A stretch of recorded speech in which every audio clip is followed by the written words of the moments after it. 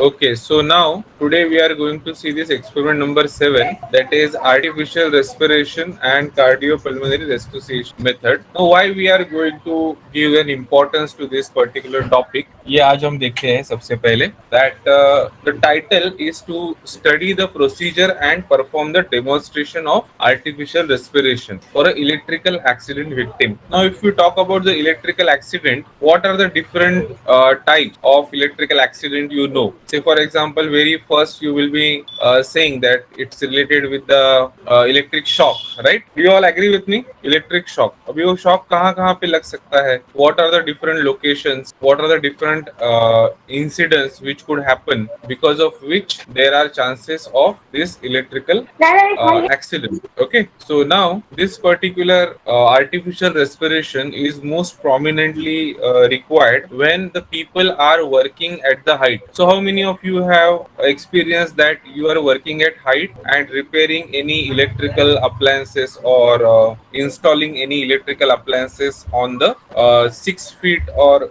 above height? Okay, so if you have that experience, you must be knowing that when you are at height you require different tools and जो भी आपको equipments चाहिए वो सब आपको किसी helper के through या किसी आपके साथ होने वाले पर्सन के वजह से आपको मिलता है या फिर आपको उसे कैरी करना पड़ता है. ओके, अगर ये सब कंडीशन में आपके पास बहुत सारे इक्विपमेंट्स है, टूल्स है, ड्रिल मशीन है, कुछ स्पैनर्स है, और ये सब करते करते अगर आपके पास से फॉर एग्जांपल ये पर्टिकुलर जो आप काम कर रहे हो वहां पर कोई ओपन वायर या ओपन कंडक्टर आपको अगर दिखता है और वहां पर कुछ आपका एक्सीडेंट हो जाता है, तो फर्स्ट ऑफ ऑल डेफिनेटली आपको आपके मेंटल बोलिए या फिर न्यूरॉन्स पे बोलिए, इलेक्ट्रॉन्स का तो इफेक्ट होगा ही, that is a very sure. But second thing which is very common is that you can experience the fall from this particular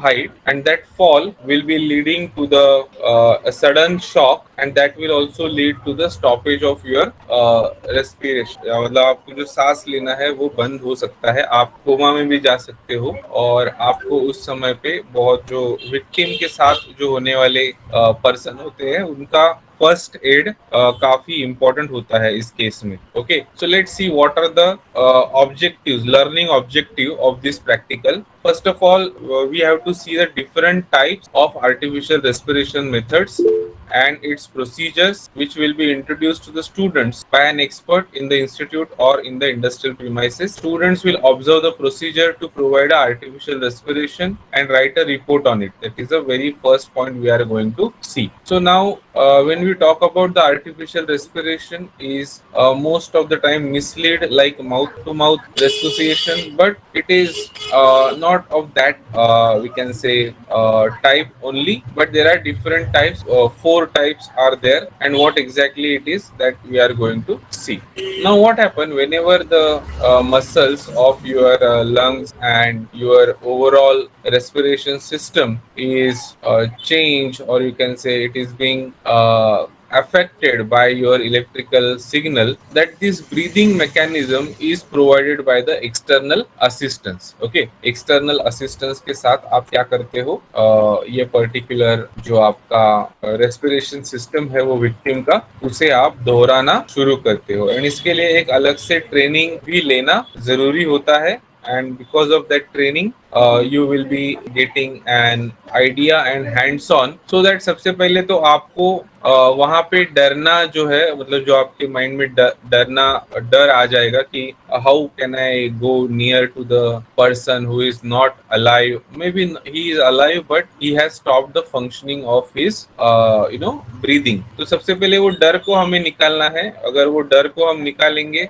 हमारे माइंड से by doing the all procedures, or by doing the all activities repeatedly and following the instructions from the demonstrator who is expert in that field, then we can say that this particular artificial respiration can be a helpful for the victim who is surrounded by you, or if you will get a chance, a social, or you can say a social chance or a noble cause for saving a life of a person. Now whenever these manipulative techniques we are supposed to use, that natural respiration is affected by that electric shock. Okay, and because there are some death event is also happening because of the drowning, choking, and suffocation, and sometimes the CO poisoning. CO means a carbon monoxide, and then electric shock received by the person. Now, what happened? Our nervous system is also one of the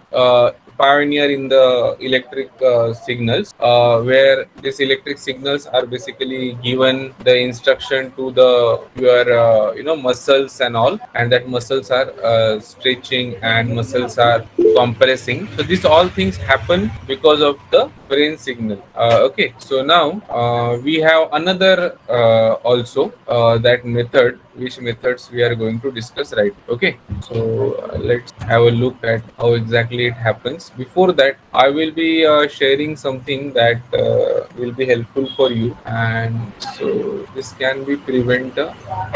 Yeah, so I will be sharing some information in the chat box. So you write it down, and when you're done with it, just type done in the chat box. Okay, type done in the chat box. Okay, so now we will see this demonstration. It is very initial stages of this demonstration. So let's have a look at it.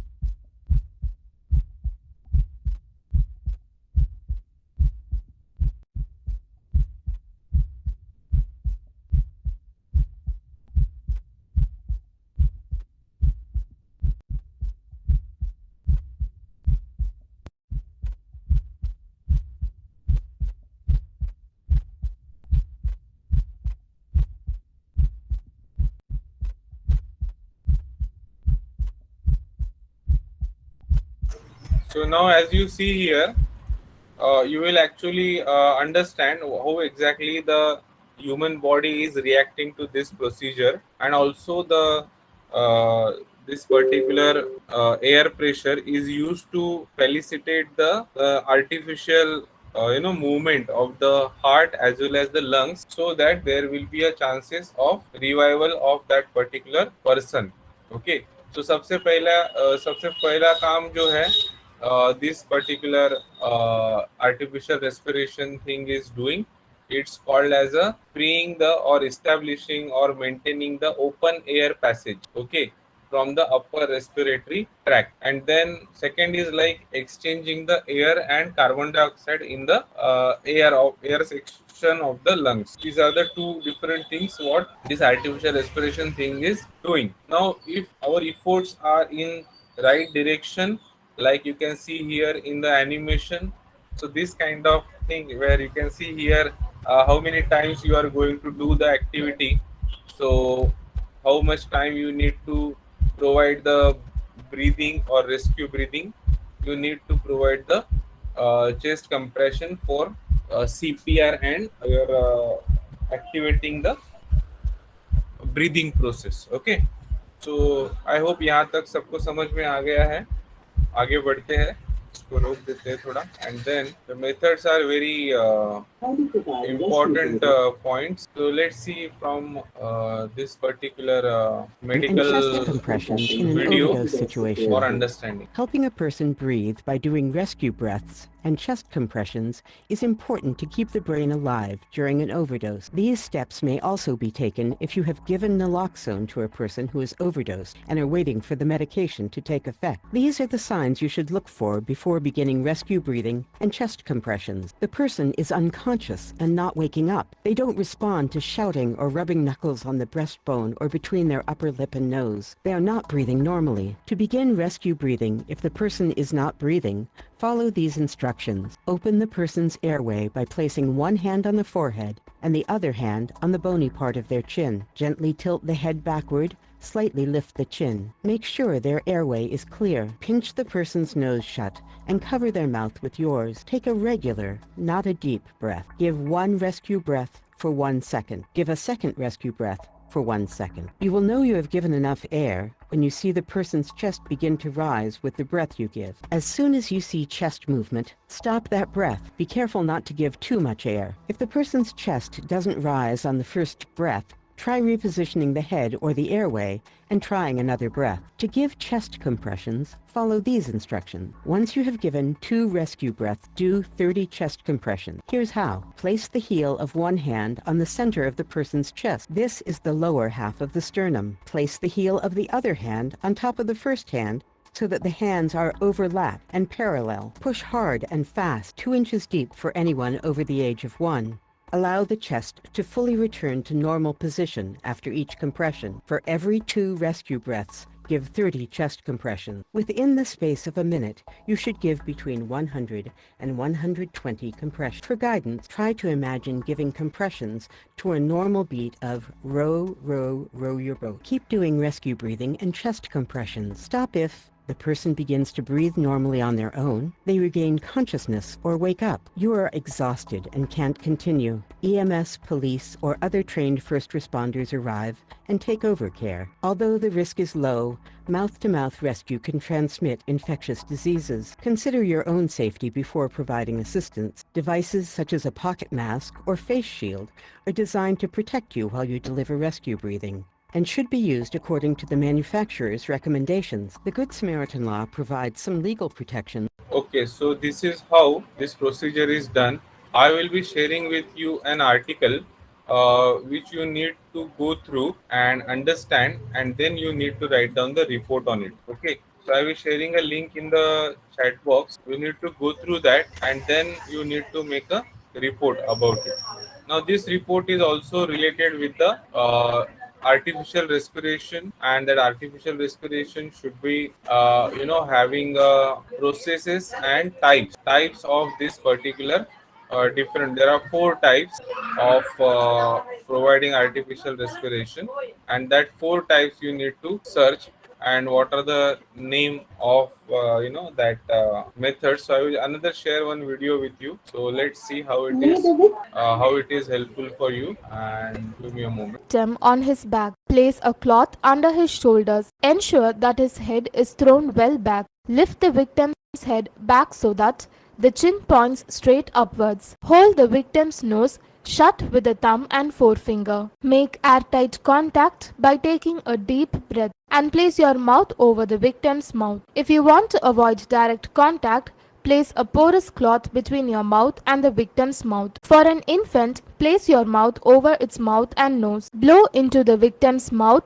gently in case of an infant until his chest rises. Remove your mouth and release the hold on the nose to let him exhale. Turn your head to hear the rush out of air. The first 8 to 10 breaths should be as rapid as the victim responds. Thereafter, the rate could be slowed down to about 12 times a minute or 20 times for an infant. Lay the victim down his face. See that his arms are folded with the palms one over the other. The head shall rest on his cheek over the palms. Kneel on one or both knees near the victim's hand. Place your hands on the victim's back beyond the line of the armpits. Your fingers shall spread outwards and downwards. Thumbs shall just be touching each other. Gently move forward, keeping the arms straight until they are nearly vertical, and steadily press the victim's back to force the air out of the victim's lungs. Move backwards. Slide your hands downwards along the victim's arms and grasp his upper arm just above the elbows as shown. Continue to rock backwards. As you move back, gently raise and pull the victim's arms towards you until you feel tension in his shoulders. To complete the cycle, lower the victim's arms and move your hands up to the initial position. Repeat the cycle 12 to 15 times a minute. Lay the victim on his belly. Extend one arm forward. Bend the other arm at the elbow. Turn the face sideward, resting on the hand or forearm. Kneel as straight the victim. See that his thighs are between your knees. Position your fingers as shown. Swing forward slowly with holding arms straight. Give pressure. See that the weight of your body gradually brought to bear upon the lower ribs of the victim. This will force the air out of the victim's lungs. Immediately swing backward, removing all pressure from victim's body. After 2 seconds, swing forward again. Repeat the cycle 12 to 15 times a minute. Okay, so these demonstration help us to understand what exactly we understood by these artificial respiration methods, but provided in a industry, like I deliver training to the industries, I have seen that people need to have this particular training frequency more often, so that it will be helpful. So I hope we will be closing today's session here. You mark your attendance and you need to submit this particular assignment with the focusing on artificial